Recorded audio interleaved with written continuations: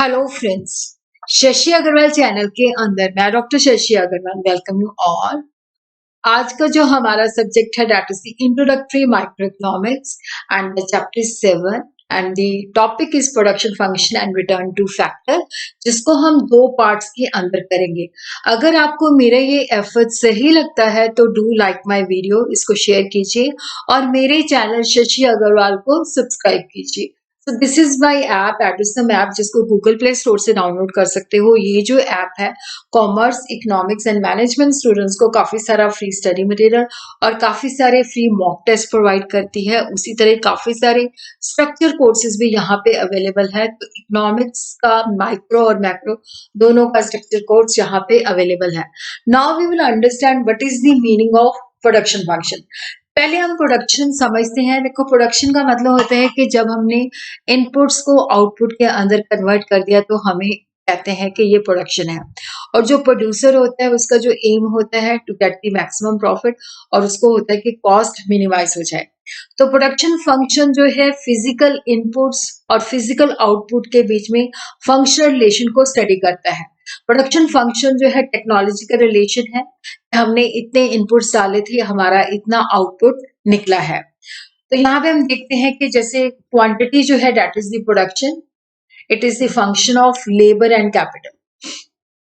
तो जो आउटपुट है वो डिपेंड करता है लेबर एंड कैपिटल के ऊपर। जब हमने आउटपुट बनाना है तो उसके लिए हमें इनपुट चाहिए।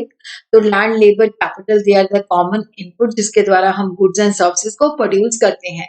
और प्रोडक्शन फंक्शन जो है technical relation between the input and output, जो हमें बताता है कि इतने इनपुट यूज करके हम इतना आउटपुट जो है गुड्स एंड सर्विसेज जो है प्रोड्यूस करते हैं।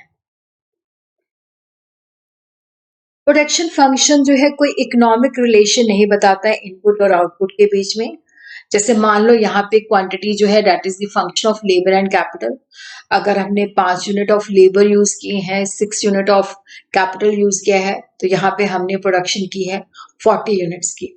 तो ये हमें फिजिकल यूनिट्स में बताता है, रुपीज में नहीं बताता। तो ये कोई इकोनॉमिक रिलेशन जो है क्रिएट नहीं करता।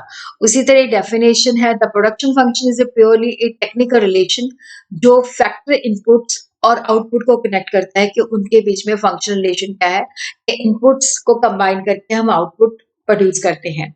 Production function is always defined with respect to given technology या given technical know how. Production function को जब भी हम बताते हैं तो टेक्नोलॉजी के साथ रिलेट करके बताते हैं कि ये टेक्नोलॉजी है और इनपुट और आउटपुट का ये रिलेशन है।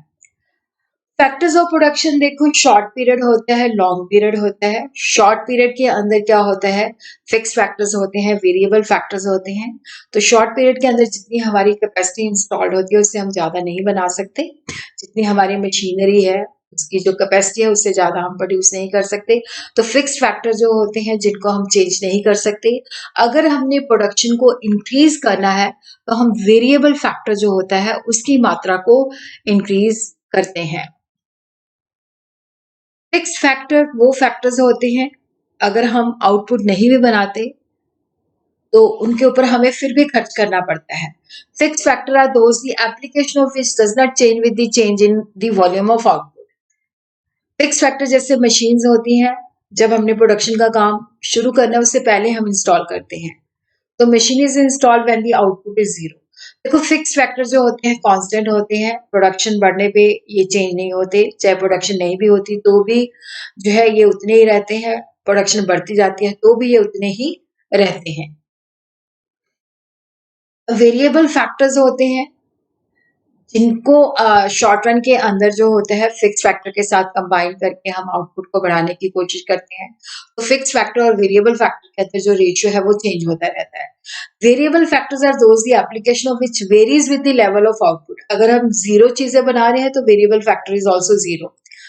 तो उसी तरह लेबर जो है that is an example of variable factor के जब हमने शॉर्ट रन के अंदर प्रोडक्शन को इंक्रीज करना है तो हम लेबर को इंक्रीज करते हैं। तो शॉर्ट रन प्रोडक्शन फंक्शन, पहले हम शॉर्ट रन समझते हैं। शॉर्ट रन वो समय की अवधि होती है। Short run is a period of time when production can be increase only by increasing the application of variable factor. Fixed factor remains constant. जैसे जमीन है उस पे हमने कल्टीवेशन करनी है तो जमीन जो होती है उसको हम इंक्रीज नहीं कर सकते शॉर्ट रन के अंदर, तो हम लेबर की मात्रा को इंक्रीज करते हैं। उसी तरह ही जब मशीनरी इंस्टॉल हो चुकी होती है तो उसकी कैपेसिटी को हम चेंज नहीं कर सकते, तो हम लेबर की मात्रा को इंक्रीज करते हैं। तो शॉर्ट रन के अंदर जितनी हमारी कैपेसिटी होती है उतना ही हम प्रोड्यूस करते हैं। अगर हमने प्रोडक्शन को बढ़ाना है तो फिक्स फैक्टर जो होता है वो कांस्टेंट रहता है, तो वेरिएबल जो फैक्टर होता है उसको हम चेंज करके प्रोडक्शन को इंक्रीज करते हैं। प्रोडक्शन कैपेसिटी जो है वो प्लांट साइज के ऊपर डिपेंड करती है और शॉर्ट पीरियड के अंदर वो कांस्टेंट रहती है। जैसे हमें पता है कि आउटपुट जो है that is a function of labour and capital. तो यहाँ पे हम देखते हैं कि जो कैपिटल है दैट इज फिक्स्ड, तो इसके ऊपर आपने बार लगा देनी है। तो यहाँ पे हम देखो कि 5 लेबर और 4 यूनिट ऑफ कैपिटल यूज कर रहे हैं, और कैपिटल की जो यूज है वो कांस्टेंट है, उसको हम इंक्रीज नहीं कर सकते, इंक्रीज और डिक्रीज नहीं कर सकते, वो फिक्स रहेगी। फिर हमने 40 यूनिट जब हमने प्रोड्यूस किया तब हमने 5 labour and 4 unit of capital use किया। जब 40 से 45 किया तो उस वक्त देखो हमने एक लेबर इंक्रीज कर दिया बट कैपिटल की मात्रा उतनी ही रहती है। तो ये जो है शॉर्ट रन के अंदर जो फिक्स्ड और वेरिएबल फैक्टर के अंदर जो रेशियो होता है ये वेरिएबल प्रोपोर्शन होता है, जैसे 1:1, 1:2, 1:3, क्योंकि वेरिएबल फैक्टर चेंज रहता है, फिक्स फैक्टर जो है कांस्टेंट रहता है। इस तरह से हम इसको शो कर सकते हैं। देखो यहाँ पे हम ओ वाई पे जो है ये ओ वाई है, और यहाँ पे हम कैपिटल लेते हैं जिसको हम के से डिनोट करते हैं, और ओ एक्सिस पे हम लेबर लेते हैं जिसको हम एल से डिनोट करते हैं। तो यहाँ पे हम देखते हैं कि जो कैपिटल जो है दैट इज ये फिक्स फैक्टर है। तो यहाँ पे हम देखते हैं कि जब हमने बेसिकली क्या है कि प्रोडक्शन को बढ़ाना है तो हम लेबर की मात्रा को चेंज करें। पहले हम L1 लेबर यूज कर रहे थे, लेकिन हमारी जो कैपिटल है वो उतनी ही रहती है, कांस्टेंट रहती है। और उसी तरह बाद में हमने लेबर की मात्रा जो थी L2 कर दी, जो चेंज है that is the L1 L2।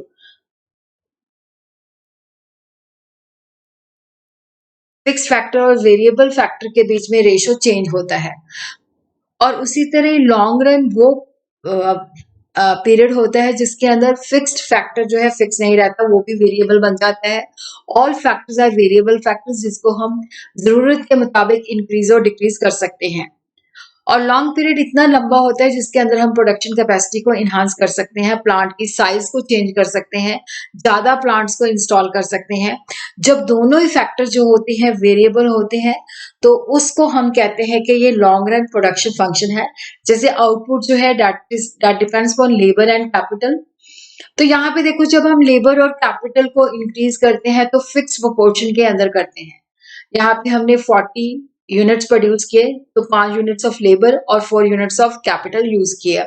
जब हमने 40 से डबल किया तो हमने लेबर की मात्रा भी डबल कर दी, 5 लेबर से 10 लेबर हो गया और कैपिटल से 8 यूनिट हो गया। तो यहाँ पे हम देखते हैं कि रेशियो जो है 5:4 ये फिक्स रहता है।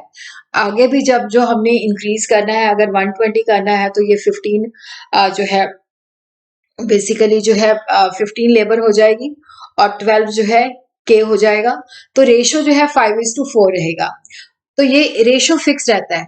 फिक्स्ड के अंदर क्या होता है, शॉर्ट रन के अंदर वो फिक्स्ड और वेरिएबल का रेशो चेंज होता रहता है, और लॉन्ग रन के अंदर क्या है कि there is no fixed factor, every factor is variable factor. Variable factor का मतलब होता है जरूरत के मुताबिक हम उनको इंक्रीज और डिक्रीज कर सकते हैं। और लॉन्ग रन प्रोडक्शन फंक्शन को constant proportion type production function भी कह सकते हैं। देखो यहाँ पे ये जो रेशियो है लेबर और कैपिटल का 5:4 है।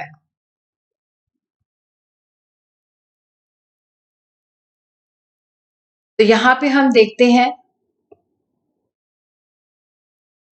तो यहाँ पे हम देखते हैं कि जब हमने आउटपुट बनाया तब हमने K1 L1 की मात्रा यूज की, और उसी तरह बाद में हमने क्या किया कि जब आउटपुट बढ़ाना था तो हमने जो है सेम रेशियो के अंदर जो है L1 L2 और K1 K2 को चेंज किया। तो यहाँ पे K1 upon K1 L1 O1 L1 is equal to K2 L2 divided by O2 L2।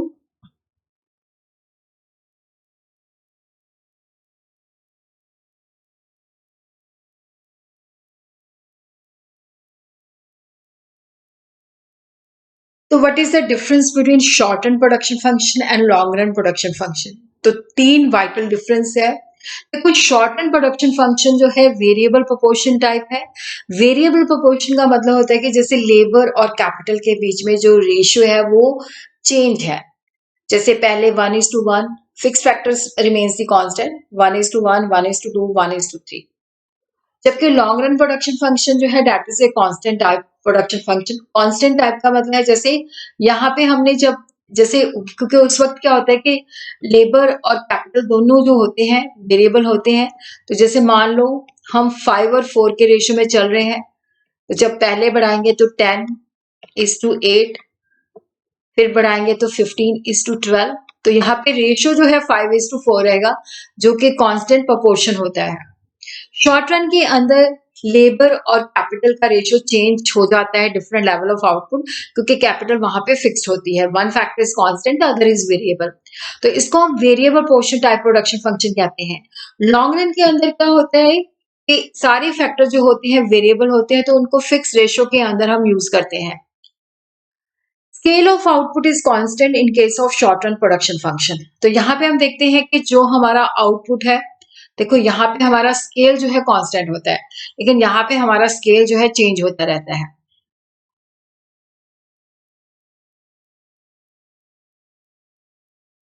Scale of देखो शॉर्ट रन के अंदर हमारी प्रोडक्शन फंक्शन जो हमारी कैपेसिटी है अगर 1000 यूनिट्स की है तो वो 1000 यूनिट ही रहेगी, तो यहाँ पे हमारा स्केल नहीं चेंज होगा।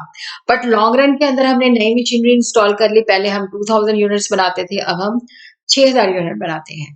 तो यहाँ पे हमारा स्केल ऑफ आउटपुट जो है इंक्रीज हो गया है। तो स्केल ऑफ आउटपुट इंडिकेट करता है साइज ऑफ प्लांट। तो शॉर्ट पीरियड इतना शॉर्ट होता है कि फर्म जो होती है वो अपना फिक्स फैक्टर जो है साइज ऑफ द प्लांट को चेंज नहीं करती। तो शॉर्ट पीरियड प्रोडक्शन फंक्शन को हम कांस्टेंट स्केल ऑफ आउटपुट से स्टडी करते हैं या रिटर्न टू फैक्टर से स्टडी करते हैं। और लॉन्ग रन पीरियड वो पीरियड होता है जिसके अंदर सारे वेरिएबल जो होते हैं वो फिक्स नहीं होते, वो वेरिएबल होते हैं जिनको हम चेंज कर सकते हैं। और प्रोडक्शन जो है इंक्रीज करती है level of output by increasing the scale of output, क्योंकि हम नई मशीनरी ले सकते हैं, नई और मशीनरी इंस्टॉल कर सकते हैं, तो हमारा स्केल पहले से इंक्रीज हो जाता है। शॉर्ट रन प्रोडक्शन फंक्शन के अंदर जो है फिक्स फैक्टर होते हैं, वेरिएबल फैक्टर होते हैं। तो वेरिएबल फैक्टर को हम चेंज करके प्रोडक्शन को इंक्रीज करने की कोशिश करते हैं, तो ये हमेशा स्टडी किया जाता है with reference to return to factor. जबकि लॉन्ग रन प्रोडक्शन फंक्शन जो है, क्योंकि हर जो फैक्टर है दैट इज वेरिएबल, कोई फिक्स फैक्टर नहीं होता, that is studied with reference to return to scale, जहां पे हमारी स्केल इंक्रीज हो जाता है। शॉर्ट रन के अंदर देखो जो आउटपुट हम चेंज करते हैं, वेरिएबल फैक्टर को चेंज करते हैं और बाकी चीजों को हम जो है फिक्स रखते हैं। पर लॉन्ग रन के अंदर क्या होता है कि सारे फैक्टर वेरिएबल होते हैं, उनको हम फिक्स प्रोपोर्शन के अंदर जो है चेंज करते हैं। Now we will study in structure way what is the difference between the short run production function and long run production function. देखो शॉर्ट रन प्रोडक्शन फंक्शन जिसके अंदर फैक्टर रेशियो चेंज होता रहता है, जैसे जैसे हमारा वॉल्यूम ऑफ आउटपुट चेंज होता है, क्योंकि कुछ फैक्टर फिक्स होते हैं, कुछ जब हमने प्रोडक्शन को बढ़ाना तो वेरिएबल फैक्टर को हम चेंज करते हैं।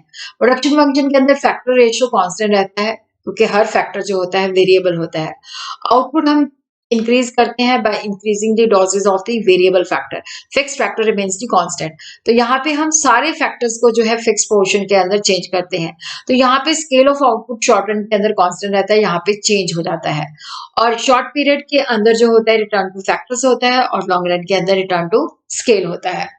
Now we will understand what is total product, marginal product and average product. Then we will understand the law of variable proportion, जिसको हम सेकेंड वीडियो के अंदर करेंगे। टोटल प्रोडक्ट जो है जिसको हम टोटल फिजिकल प्रोडक्ट भी कहते हैं, क्योंकि देखो यहाँ पे टोटल प्रोडक्ट की कितनी क्वांटिटी हमने मैन्युफैक्चर की। Physical product refer to the production as made in terms of physical unit of the commodity, कि हमने ये रिसोर्सेज यूज किए, हमने 40 यूनिट्स बनाए, 50 यूनिट्स बनाए। तो टोटल प्रोडक्ट को हम फिजिकल क्वांटिटी के अंदर मेंशन करते हैं, वैल्यू के अंदर यहाँ पे नहीं। Total product is the sum total of the output produced by the all units of the variable factor along with the some amount of fixed factor used in the process of production.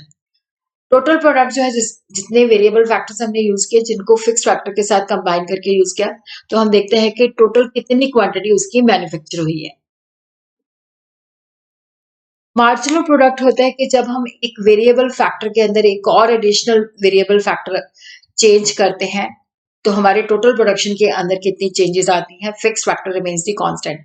अगर हमने labour को increase किया है 5 unit से 6 unit, जैसे एक labour हमने increase किया, पहले 5 लेबर थे अब 6 लेबर है, तो टोटल आउटपुट हमारा इंक्रीज करता है 50 टू 55। तो हम कहते हैं कि जो मार्जिनल प्रोडक्टिविटी है वो 55 minus 50 which is equal to 5। तो मार्जिनल प्रोडक्टिविटी जो है total product of any unit minus total product N minus 1, या इसको हम इस तरह से भी लिख सकते हैं change in total product divided by change in variable factor. तो टोटल प्रोडक्ट जो होता है that is the summation of the marginal product. Average product जो होता है कि जो वेरिएबल फैक्टर हमने यूज किया है, तो पर यूनिट फिजिकल आउटपुट कितना प्रोड्यूस होता है। तो एवरेज प्रोडक्ट जो है टोटल प्रोडक्ट को जब लेबर से जो है डिवाइड कर दो, total product divided by labour unit of the variable factor, तो that comes around, that is the average product. तो यहाँ पे हम देखते हैं कि ये यूनिट्स ऑफ लेबर है, तो यहाँ पे ये टोटल प्रोडक्ट हमें दे रखा है 20, 36, 48, 56, 60, 60, 56। तो यहाँ पे हम एवरेज प्रोडक्ट और मार्जिनल प्रोडक्ट को निकालेंगे। देखो जो मार्जिनल प्रोडक्ट है, पहला हमने एज इट इज लिखना है 20, तो टोटल प्रोडक्ट जो है सेकंड के अंदर 36 है, 36 में हमने 20 माइनस कर दिया तो ये 16 आ गया। 48 के अंदर हमने 36 माइनस कर दिया तो ये 12 आ गया। 56 के अंदर हमने 48 कर दिया, क्योंकि यहाँ पे total product of N minus total product of N minus 1 unit. उसी तरह 60 में से 56 माइनस किया तो 4, 60 में से 60 किया तो 0, 56 माइनस 60 माइनस 4, तो यहाँ पे मार्जिनल प्रोडक्टिविटी जो है नेगेटिव हो जाती है -4।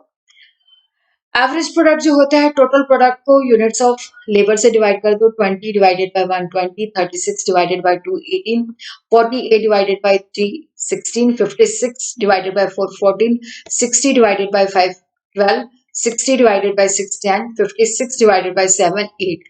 तो इस तरह से आपने एवरेज प्रोडक्ट और मार्जिनल प्रोडक्ट निकाल लेना है।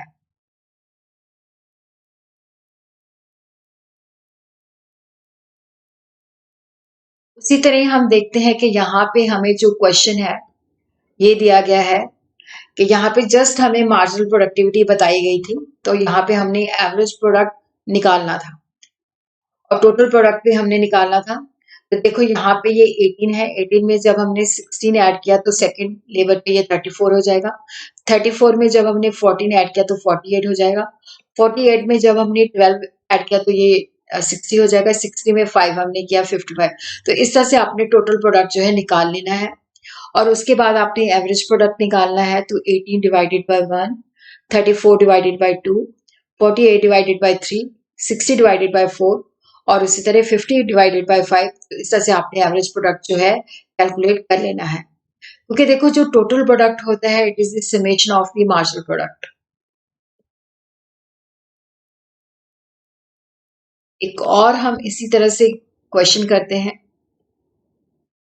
अब देखो यहाँ पे हमें टीपी भी नहीं दे रखा और यहाँ पे हमें 2 एवरेज, फिर उसके बाद थर्ड मिसिंग है, फोर्थ हमें एवरेज प्रोडक्ट, फिफ्थ मिसिंग है तो 6 दिया हुआ है और यहाँ पे हमें थर्ड के अंदर मार्जिनल प्रोडक्ट दिया हुआ है और फिफ्थ के अंदर फिर मार्जिनल प्रोडक्ट दिया है, बाकी मिसिंग है और टीपी हमें बिल्कुल भी नहीं दिया गया। तो देखो यहाँ पे क्या है कि हमने जब निकालना है तो देखो यहाँ पे क्या है कि जैसे पहले एवरेज प्रोडक्ट तीनों में सेम आ जाएगा, क्योंकि 8 डिवाइडेड बाय 1 होता है, तो टोटल प्रोडक्ट भी हमारा 8 है और मार्जिनल प्रोडक्ट भी जो है हमारा 8 है। उसके बाद देखो जो हमारा एवरेज प्रोडक्ट सेकंड के अंदर ये 10 है, तो 10 को 2 के साथ, क्योंकि देखो ये टोटल प्रोडक्ट जो है डिवाइडेड बाय लेबर होता है, तो यहाँ पे जो है टोटल प्रोडक्ट हमें नहीं दिया हुआ, तो जब हमने एवरेज प्रोडक्ट को लेबर के यूनिट से मल्टीप्लाई किया तो ये 20 आ गया। इसी तरह मार्जिनल प्रोडक्ट आ जाएगा 20 माइनस 8 12। उसके बाद देखो हमें क्या है 10 दिया हुआ है, ठीक है, तो यहाँ पे 20 के साथ जब हमने 10 ऐड किया तो टोटल प्रोडक्ट हमारा 30 हो जाएगा। फिर उसके बाद हमें यहाँ पे उसी तरह 30 को 3 से डिवाइड कर दिया तो हमने एवरेज प्रोडक्ट फाइंड आउट कर लिया। फिर हमें 9 दिया हुआ है तो 9 इंटू 4 36 टीपी है और 36 में से 30 माइनस कर दिया तो मार्जिनल प्रोडक्ट 6 आ जाएगा। अगेन उसके बाद हमें क्या है 4 दिया हुआ है, तो 36 के अंदर 4 हमने ऐड कर दिया तो 40 हो गया। 40 को 5 से डिवाइड कर दिया तो 8 हो गया और अगेन हमें एवरेज प्रोडक्ट दिया हुआ है 7 को 6 के साथ मल्टीप्लाई किया तो 42, 42 माइनस 40 तो ये आ जाता है 2।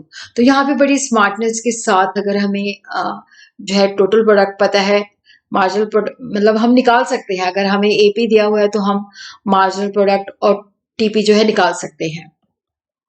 फिर देखते हैं रिटर्न टू फैक्टर, जिसको हम कल डिटेल के अंदर करेंगे। तो यहाँ पे input of one factor is increasing, जैसे लेबर जो है जो वेरिएबल फैक्टर है उसको हम इंक्रीज करते हैं, वाइल अदर फैक्टर जो होता है दे रिमेन कांस्टेंट।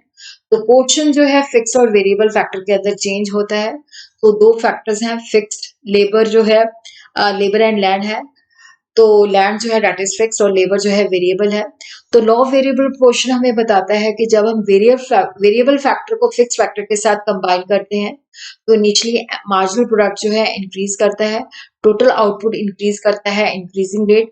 बट एक सिचुएशन ऐसी होती है कि मार्जिनल जो फैक्टर है, मार्जिनल जो प्रोडक्टिविटी है वो कम होनी शुरू हो जाती है, तो टोटल आउटपुट जो है डिमिनिशिंग रेट पे इंक्रीज होता है। एक स्टेज ऐसी आती है जहां पे मार्जिनल प्रोडक्ट जीरो हो जाता है, तो वहाँ पे टोटल आउटपुट हमारा कांस्टेंट हो जाता है। और जब हमारा मार्जिनल प्रोडक्ट नेगेटिव होता है तो वहाँ पे टोटल आउटपुट जो है हमारा कम होना शुरू हो जाता है। तो बाकी इसको हम कल डिटेल के अंदर जो है